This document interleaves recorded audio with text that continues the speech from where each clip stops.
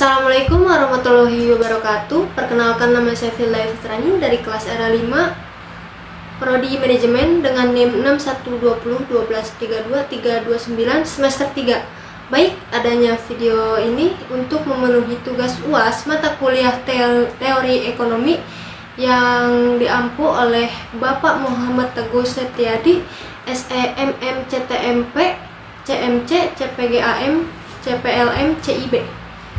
Baik, langsung saja di sini saya akan menjelaskan beberapa materi yang sudah saya pelajari selama semester ini.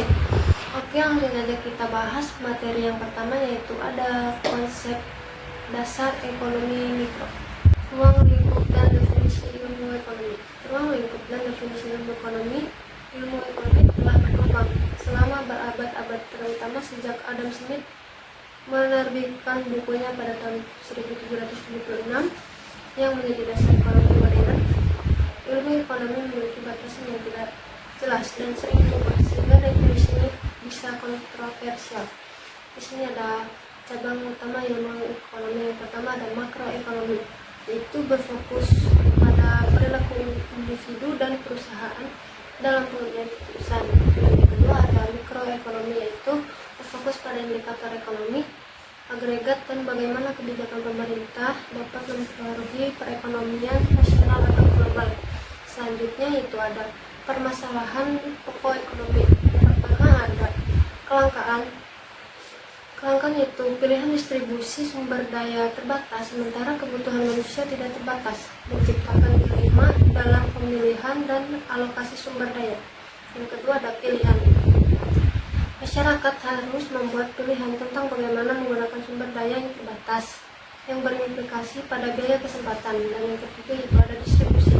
Bagaimana mendistribusikan barang dan jasa yang dihasilkan agar memenuhi kebutuhan masyarakat secara adil. Perbedaan ekonomi mikro dan ekonomi makro. Ekonomi mikro adalah merupakan cabang ilmu ekonomi yang mempelajari kegiatan ekonomi dari perspektif individu seperti konsumen, rumah tangga, dan perusahaan. Ini kedua itu ekonomi makro. Ekonomi makro merupakan cabang ilmu ekonomi yang mempelajari tentang perekonomian secara keseluruhan, termasuk kinerja pelaku dan proses pengambilan keputusan ekonomi di tingkat nasional. Nah, di sini ada kesimpulannya ya.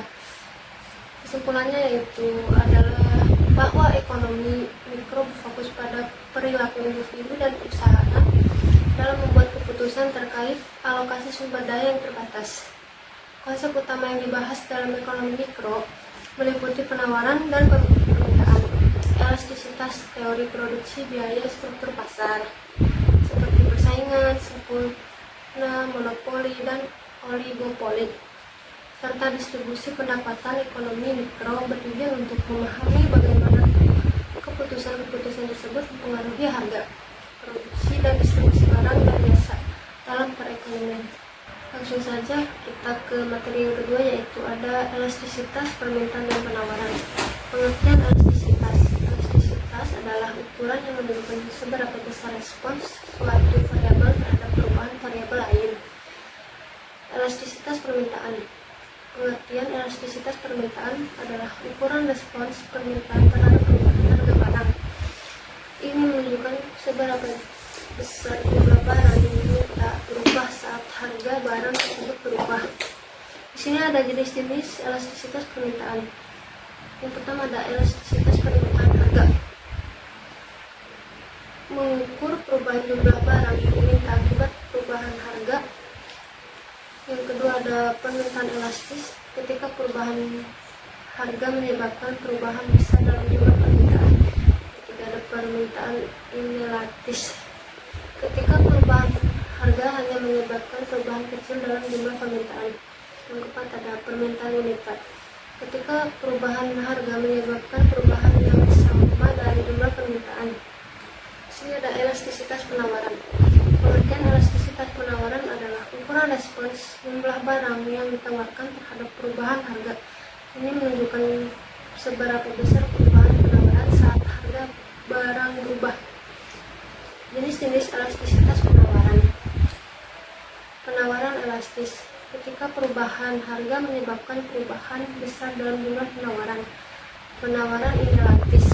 Ketika perubahan harga hanya menyebabkan perubahan kecil dalam jumlah penawaran moneter. Ketika perubahan harga menyebabkan perubahan yang sama dalam jumlah penawaran. Di sini ada faktor-faktor yang mempengaruhi elastisitas. Elastisitas permintaan dipengaruhi oleh ketersediaan barang pengganti proporsi pendapatan yang dihabiskan untuk barang tersebut dan jangka waktu. Elastisitas penawaran dipengaruhi oleh fleksibilitas produksi, waktu penyesuaian, dan ketersediaan sumber daya produksi. Pentingnya elastisitas dalam ekonomi. Sini ada yang pertama ya, membantu dalam menetapkan harga optimal agar tidak terjadi penurunan jumlah permintaan atau penawaran yang drastis. Yang kedua ada membantu pemerintah dalam mengimplementasikan kebijakan pajak dan subsidi serta dalam membuat prediksi dan keputusan di pasar. Dengan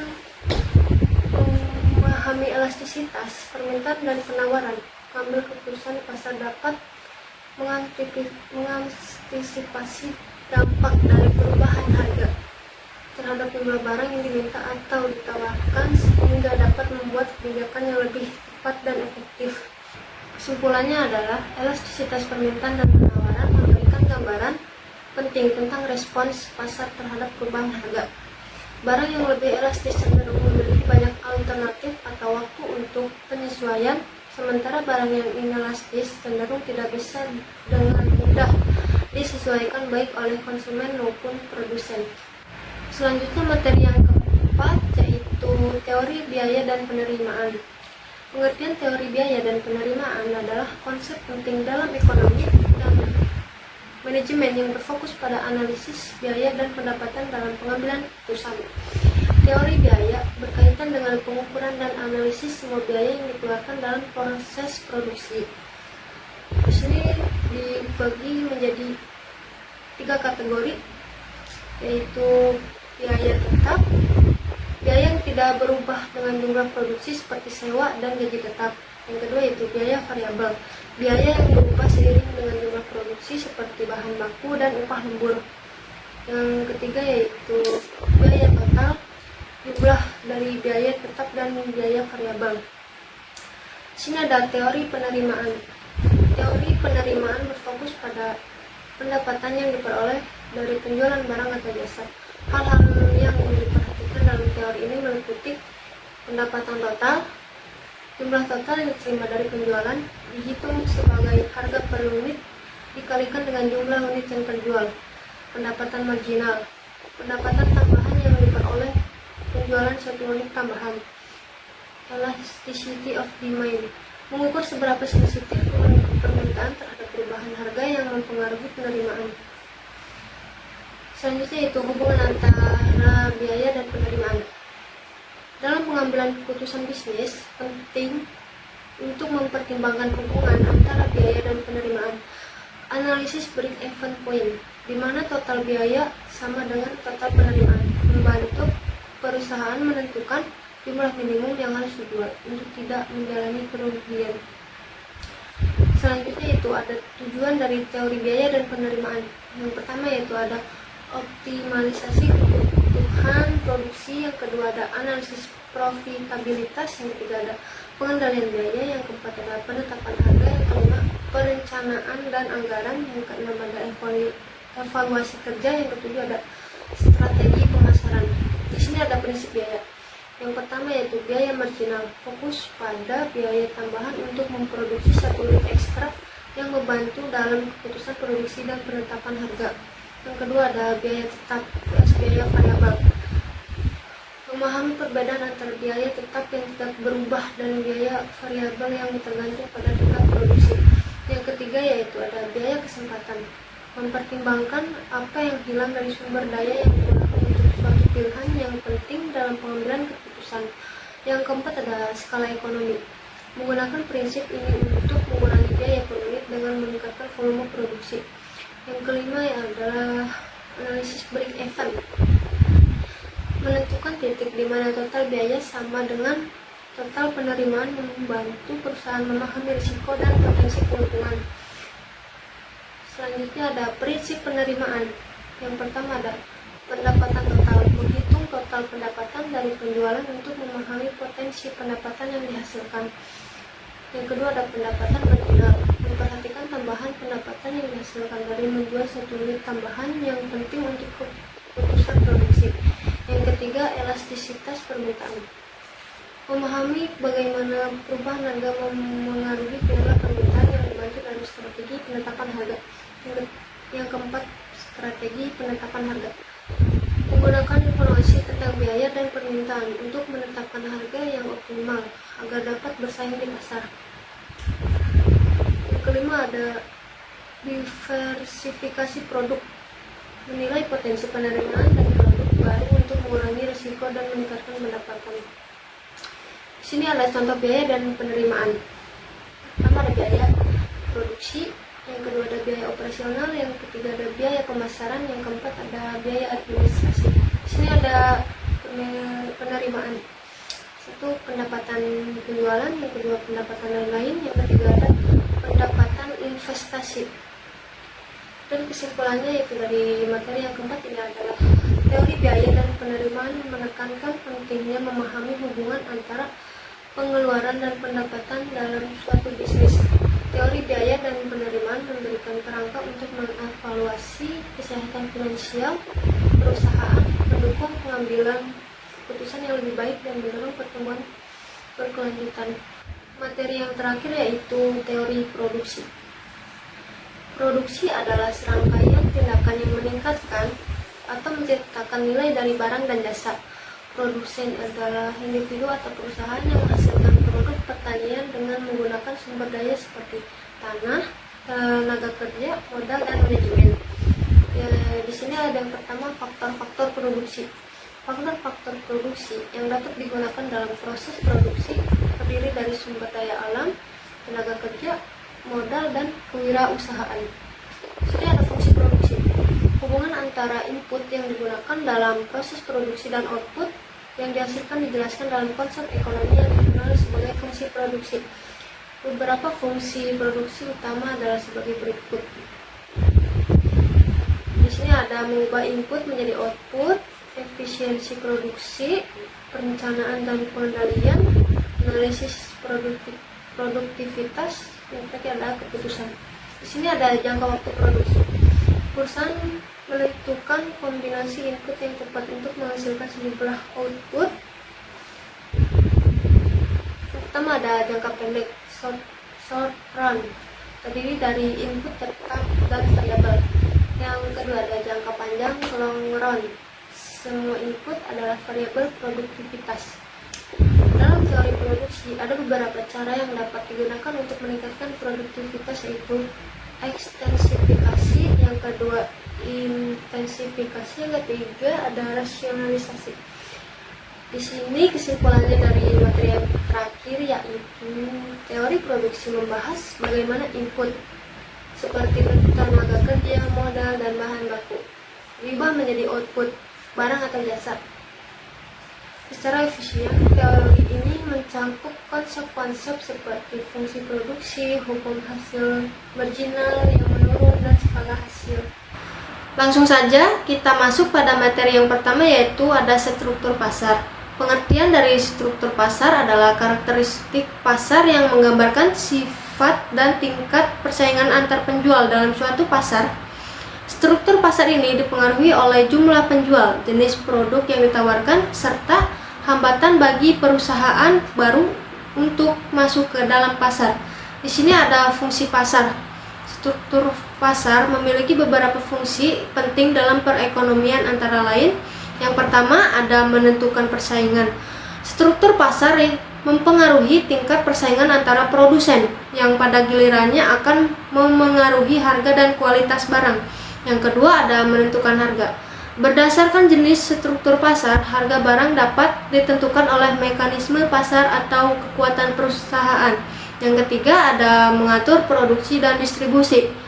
Dalam struktur pasar tertentu, seperti pasar monopoli atau oligopoli, perusahaan besar dapat mengontrol produksi dan distribusi barang dan jasa. Dan yang keempat itu ya ada mempengaruhi inovasi. Beberapa struktur pasar seperti pasar persaingan sempurna, mendorong inovasi karena adanya persaingan yang ketat. Sebaliknya dalam pasar monopoli, inovasi bisa terbatas. Yang kelima ada memengaruhi kesejahteraan konsumen. Struktur pasar yang kompetitif cenderung memberi manfaat lebih kepada konsumen, seperti harga yang lebih rendah dan kualitas yang lebih baik. Di sini ada jenis-jenis struktur pasar. Struktur pasar dapat dibagi menjadi beberapa jenis berdasarkan tingkat persaingan dan karakteristik lainnya, yaitu seperti pasar persaingan sempurna, pasar monopoli, pasar oligopoli, pasar monopolistik. Di sini ada contoh struktur pasar. Pasar persaingan sempurna, pasar komoditas seperti beras atau jagung di mana banyak petani menjual produk yang hampir identik. Yang kedua ada pasar monopoli, PT Perusahaan Listrik Negara atau bisa disebut PLN yang menyediakan layanan listrik di Indonesia, atau perusahaan air minum yang dikelola oleh pemerintah. Yang ketiga ada pasar oligopoli, pasar ponsel di mana beberapa perusahaan seperti Samsung, Apple, dan Xiaomi mendominasi pasar global. Yang keempat ada pasar monopolistik, pasar restoran cepat saji seperti McDonald's, KFC, dan Burger King yang menawarkan menu berbeda tetapi masih dalam kategori yang sama. Di sini ada sistem struktur pasar. Sistem struktur pasar mengacu pada cara perusahaan beroperasi dalam suatu pasar berdasarkan jenis struktur yang ada. Struktur pasar ini dapat mempengaruhi bagaimana perusahaan menentukan harga, memproduksi barang, dan bersaing dengan pesaing lain. Sistem persaingan sempurna. Dalam sistem ini, perusahaan beroperasi pasar terbuka, di mana tidak ada kekuatan tunggal yang dapat menentukan harga. Dan di sini ada sistem monopoli. Dalam sistem ini, satu perusahaan memiliki kekuatan dominan untuk mengontrol seluruh pasar dan menentukan harga. Karena tidak ada pesaing atau produk substitusi yang serupa. Dan yang ini ada sistem oligopoli. Beberapa perusahaan besar mendominasi pasar dan saling memengaruhi, misalnya perusahaan otomotif atau perusahaan telekomunikasi, di mana sedikit pemain besar. Di sini ada sistem monopolistik.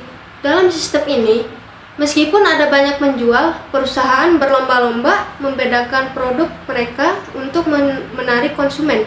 Mereka memiliki beberapa kekuatan untuk memengaruhi harga melalui iklan dan kualitas produk.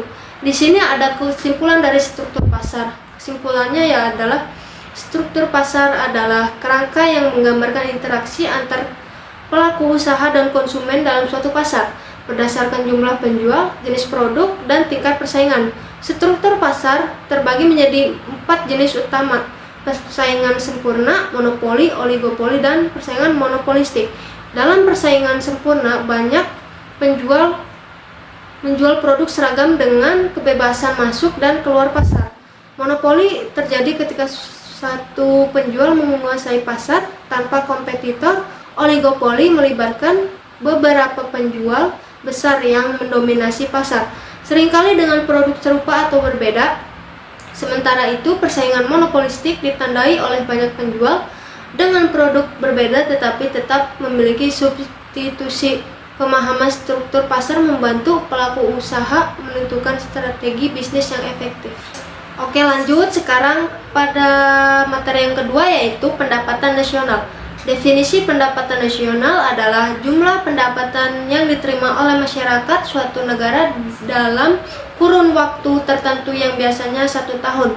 Di sini ada jenis-jenis pendapatan nasional. Yang pertama ada produk domestik bruto, yang kedua ada produk nasional bruto, yang ketiga ada produk nasional neto, yang keempat ada pendapatan nasional neto, yang kelima ada pendapatan perseorangan, yang kelima ada pendapatan yang siap dibelanjakan. Di sini ada pendekatan dalam mengukur pendapatan nasional. Yang pertama ada pendekatan produksi, yang kedua ada pendekatan pendapatan, yang ketiga ada pendekatan pengeluaran. Dan di situ juga ada manfaat perhitungan pendapatan nasional. Yang pertama ada mengukur kesejahteraan ekonomi, yang kedua mengetahui tingkat kemakmuran masyarakat, Yang ketiga, mengukur kinerja sektor ekonomi. Baik, di sini kesimpulan dari pendapatan nasional adalah pendapatan nasional merupakan ukuran penting yang mencerminkan total nilai barang dan jasa yang dihasilkan oleh suatu negara dalam periode tertentu. Pendapatan nasional tidak hanya sekedar angka, tetapi juga alat penting untuk memahami dan mengelola perekonomian suatu negara. Dengan menghitung pendapatan nasional, kita dapat menilai tingkat kesejahteraan masyarakat, memantau kinerja sektor ekonomi, dan merumuskan kebijakan yang tepat untuk meningkatkan pertumbuhan ekonomi. Oke, lanjut. Sekarang masuk pada materi yang ketiga, yaitu persaingan monopolitis. Pengertian persaingan monopolitis adalah kombinasi antara pasar persaingan sempurna dan monopoli. Produsen menghasilkan barang yang berbeda corak atau disebut differentiated product. Contoh pakaian, restoran, kosmetik, elektronik. Bentuk-bentuk persaingan monopolitis yang pertama ada diferensiasi produk, persaingan harga, kualitas merek, desain, dan lain-lain. Dan yang kedua ada persaingan harga. Harga dipengaruhi diferensiasi. Yang ketiga ada teori ekonomi pemasaran dan iklan, inovasi produk, branding atau menarik konsumen. 4 ada inovasi produk, menambah fitur atau produk baru, segmentasi pasar, target konsumen spesifik.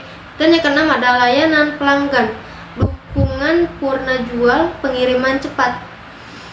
Di sini ada ciri-ciri persaingan monopolitis. Yang pertama ada banyak penjual tetapi tidak sebanyak persaingan sempurna. Yang kedua ada barang bersifat corak, differentiated products. Yang ketiga ada penjual sedikit, kekuasaan mempengaruhi harga. Yang keempat ada masuk atau keluar pasar relatif mudah. Yang kelima ada penjualan aktif melalui promosi. Di sini ada fungsi persaingan monopolitis. Yang pertama ada diferensiasi produk melalui inovasi. Dan yang kedua keuntungan ekonomi untuk produsen. Dan yang ketiga yaitu ada banyak pilihan produk untuk konsumen. Yang keempat ada distribusi, pendapatan lebih merata. Yang kelima ada meningkatkan kesempatan kerja. Nah, di sini ada sistem persaingan monopolitis. Karakteristiknya yaitu seperti yang pertama yaitu banyak penjual dan pembeli. Yang kedua ada diferensiasi produk. Yang ketiga ada kebebasan masuk atau keluar pasar. Di sini ada contoh industri.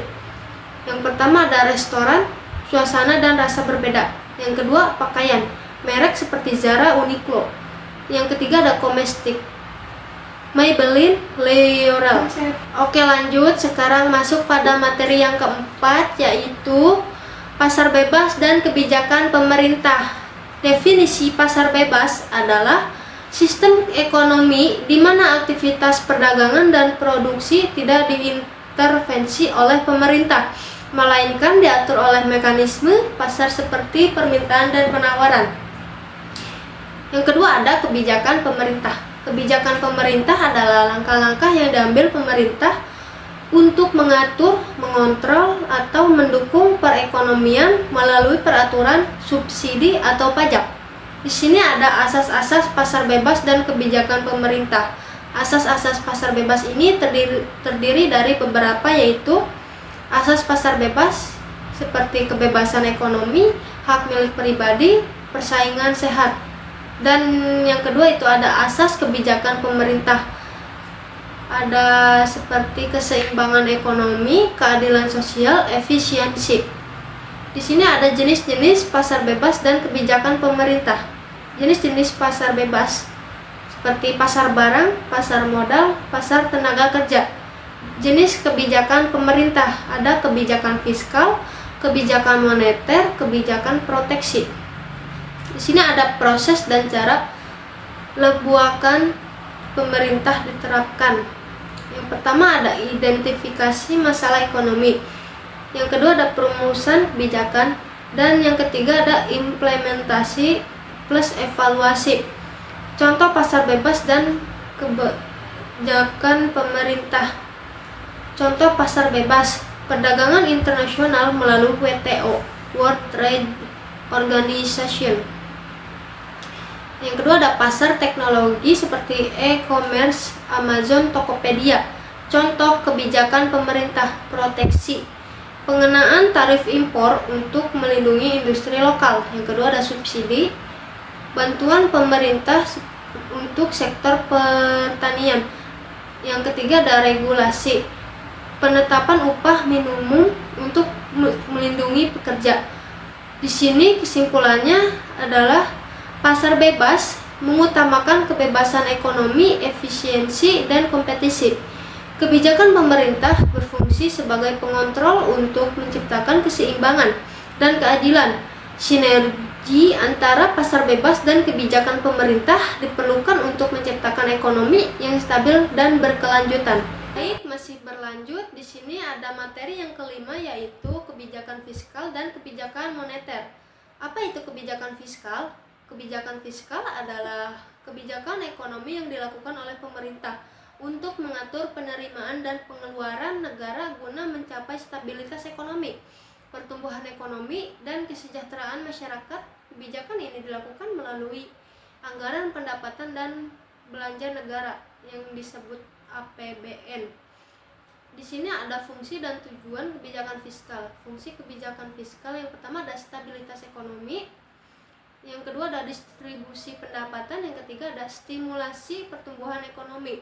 Tujuan kebijakan fiskal yang pertama ada menciptakan kesempatan kerja, meningkatkan pendapatan nasional, yang ketiga ada menstabilkan harga-harga barang dan jasa, yang keempat ada mencapai pertumbuhan ekonomi yang berkelanjutan. Di sini ada model dan pendekatan kebijakan fiskal. Model kebijakan fiskal dibagi menjadi dua bagian, yaitu yang pertama ada kebijakan fiskal ekspansif, yang kedua ada kebijakan fiskal kontraktif. Pendekatan kebijakan fiskal dibagi menjadi dua bagian, yaitu pendekatan diskresioner, yang kedua ada pendekatan otomatis atau yang bisa disebut automatic stabilizer. Contoh kebijakan fiskal. Fiskal ekspansif adalah kebijakan pemerintah untuk meningkatkan pengeluaran negara atau mengurangi pajak guna mendorong pertumbuhan ekonomi. Kebijakan ini biasanya diterapkan dalam suatu ekonomi yang sedang melambat seperti resesi atau krisis ekonomi, di mana diperlukan stimulus untuk meningkatkan aktivitas ekonomi. Contohnya peningkatan pengeluaran pemerintah. Nah, di sini ada fiskal kontraktif. Fiskal kontraktif adalah kebijakan pemerintah untuk mengurangi pengeluaran atau meningkatkan pajak guna mengendalikan inflasi, mengurangi defisit anggaran, atau menjaga stabilitas ekonomi ketika terjadi overheating. Kebijakan ini biasanya diterapkan dalam situasi di mana perekonomian tumbuh terlalu cepat sehingga memicu tekanan inflasi yang tinggi. Contohnya kenaikan tarif pajak. Apa itu kebijakan moneter? Kebijakan moneter adalah kebijakan yang dijalankan oleh bank sentral untuk mengendalikan jumlah uang yang beredar dan suku bunga guna mencapai stabilitas ekonomi seperti inflasi yang terkendali dan nilai tukar yang stabil. Fungsi dan tujuan kebijakan moneter. Fungsinya yaitu yang pertama ada mengatur jumlah uang yang beredar di masyarakat, yang kedua ada menjaga kestabilan nilai tukar mata uang, yang ketiga ada mengendalikan inflasi dan deflasi. Tujuannya adalah yang pertama ada mencapai stabilitas harga, yang kedua ada menciptakan nilai mata uang, yang ketiga ada mendorong pertumbuhan ekonomi, dan yang keempat yaitu meningkatkan kesempatan kerja. Model dan pendekatan kebijakan moneter. Model kebijakan moneter yang pertama ada kebijakan moneter ekspansif, dan yang kedua ada kebijakan moneter kontraktif, yang ketiga ada pendekatan kuantitatif, yang keempat ada pendekatan kualitatif. Contoh kebijakan moneter ekspansif. Moneter ekspansif adalah kebijakan yang dilakukan oleh Bank Indonesia untuk meningkatkan jumlah uang yang beredar di masyarakat dengan tujuan mendorong pertumbuhan ekonomi. Contohnya adalah penurunan suku bunga acuan. Moneter kontraktif. Moneter kontraktif adalah kebijakan yang dilakukan oleh Bank Indonesia untuk mengurangi jumlah uang beredar di masyarakat dengan tujuan mengendalikan inflasi yang sering kali muncul akibat tingginya permintaan dalam perekonomian. perekonomian. Contohnya adalah keresikan suku bunga acuan. Moneter kontraktif adalah kebijakan yang dilakukan oleh Bank Indonesia untuk mengurangi jumlah uang beredar di masyarakat dengan tujuan mengendalikan inflasi yang seringkali muncul akibat tingginya permintaan dalam perekonomian. Contohnya adalah kenaikan suku bunga acuan. Perbedaan kebijakan fiskal dan kebijakan moneter. Perbedaannya yaitu yang pertama ada pelaksana, yang kedua ada instrumen utama, yang ketiga ada tujuan utama, yang keempat ada waktu efektivitas. Di sini kesimpulan dari kebijakan fiskal dan kebijakan moneter adalah kebijakan fiskal dan moneter adalah dua pilar utama dalam pengelolaan ekonomi suatu negara yang saling melengkapi untuk mencapai tujuan stabilitas dan pertumbuhan ekonomi yang berkelanjutan. Kebijakan fiskal dikelola oleh pemerintah berfokus pada pengaturan pendapatan dan pengeluaran negara melalui instrumen seperti pajak, belanja negara, dan subsidi. Tujuan utama kebijakan ini adalah mendorong pembangunan, menciptakan lapangan kerja, meningkatkan kesejahteraan masyarakat, dan mengurangi kesenjangan ekonomi. Baik, di sini kita masuk pada materi yang terakhir, yaitu perekonomian terbuka. Definisi perekonomian terbuka. Perekonomian terbuka adalah perekonomian yang melibatkan diri dalam perdagangan internasional, ekspor dan impor, barang dan jasa serta modal dengan negara-negara lain pada sistem ekonomi yang terbuka. Terdapat kemungkinan dari produsen untuk melakukan kegiatan ekspor barang dan produksi dagangan dengan tujuan pasar-pasar di negara lain, atau sebaliknya melakukan kegiatan impor atas bahan mentah dan bahan penolong serta mesin atau barang jadi dari luar negara. Dalam model terbuka ini, jasa perbankan dan lembaga keuangan dapat juga berasal dari luar negeri, dan kita dihadapkan pada sistem perekonomian yang semakin menyatu yang disebut dengan the global economy. Di sini ada fungsi dan tujuan perekonomian terbuka. Yang pertama ada perluasan pasar, akses ke barang dan jasa, transfer teknologi, peningkatan lapangan kerja, stabilitas ekonomi, meningkatkan pertumbuhan ekonomi, diversifikasi ekonomi, peningkatan efisiensi dan produktivitas, akses ke teknologi dan inovasi, peningkatan kesejahteraan konsumen. Model perekonomian terbuka menggambarkan bagaimana suatu negara berinteraksi dengan ekonomi global melalui perdagangan internasional, arus modal, dan pertukaran teknologi. Yang pertama ada model pendekatan 4 sektor ekonomi: sektor rumah tangga, konsumsi barang dan jasa, sektor perusahaan, produksi barang dan jasa, sektor pemerintahan, pengeluaran dan kebijakan fiskal, sektor luar negeri, ekspor dan impor barang, jasa, dan modal. Yang kedua itu model pendekatan Keynesian terbuka. Model ini menekankan pada pengeluaran agregat C tambah 1 tambah G tambah NX, di mana C konsumsi domestik, I investasi domestik, G pengeluaran pemerintah, NX ekspor neto. Contoh, pemerintah meningkatkan pengeluaran untuk infrastruktur guna mendorong pertumbuhan ekonomi, sementara perusahaan domestik meningkatkan ekspor produk mereka ke pasar internasional. Yang ketiga ada model Mundell-Fleming.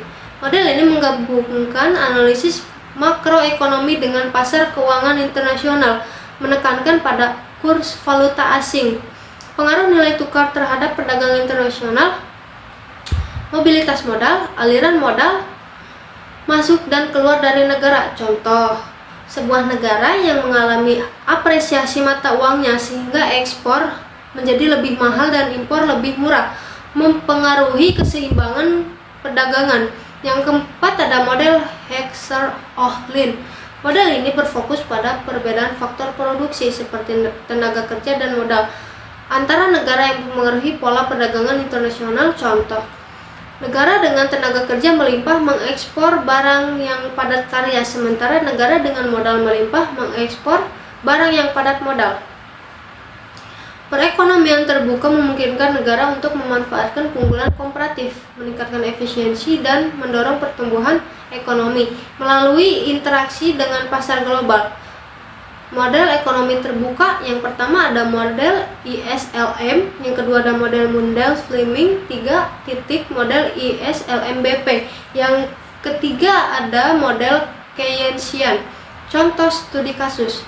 Yang pertama ada kebijakan moneter Bank Indonesia menurunkan suku bunga untuk meningkatkan investasi dan pertumbuhan ekonomi.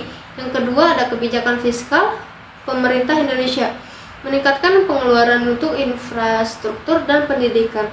Yang ketiga ada perdagangan bebas ASEAN meningkatkan ekspor dan impor antar negara anggota. Manfaatnya: 1. Membantu memahami interaksi antara variabel ekonomi. Yang kedua ada membantu meramalkan dampak kebijakan ekonomi. Yang ketiga membantu menentukan strategi ekonomi yang efektif. Yang keempat ada membantu memahami peran globalisasi dalam ekonomi keterbatasan. Yang pertama ada abstraksi dan penyederhanaan. Yang kedua asumsi yang tidak realistis. Yang ketiga ketergantungan pada data yang akurat. Yang keempat ada keterbatasan dalam memprediksi perubahan ekonomi yang tidak terduga. Pendekatan ekonomi terbuka. Yang pertama ada pendekatan moneter, yang kedua ada pendekatan klasik, yang ketiga ada pendekatan, yang keenam fiskal, yang ketujuh ada pendekatan strukturalis. Persamaan pendapatan nasional dalam perekonomian terbuka. Pendapatan nasional dalam kurung Y dihitung sebagai Y sama dengan C tambah I tambah G tambah XM, di mana C adalah konsumsi, 1 adalah investasi, G adalah pengeluaran pemerintah, X adalah ekspor, M adalah impor. 2. Neraca pembayaran. Neraca perdagangan, selisih antara ekspor dan impor barang dan jasa. Neraca modal, arus masuk dan keluar modal termasuk investasi asing. Mobilitas modal dan tingkat bunga. Dalam perekonomian terbuka, modal dapat bergerak bebas antar negara, mempengaruhi tingkat bunga domestik dan investasi. Peran ekspor neto. Ekspor neto NX adalah perbedaan antara ekspor dan impor. Bagian materi yang dapat saya paparkan, kurang dan lebihnya mohon maaf, karena saya juga masih tahap belajar. Wassalamualaikum warahmatullahi wabarakatuh. Ubur-ubur ikan lele selesai Sekian video presentasi singkat dari saya. Kurang dan lebihnya mohon maaf. Wassalamualaikum warahmatullahi wabarakatuh. You can do it!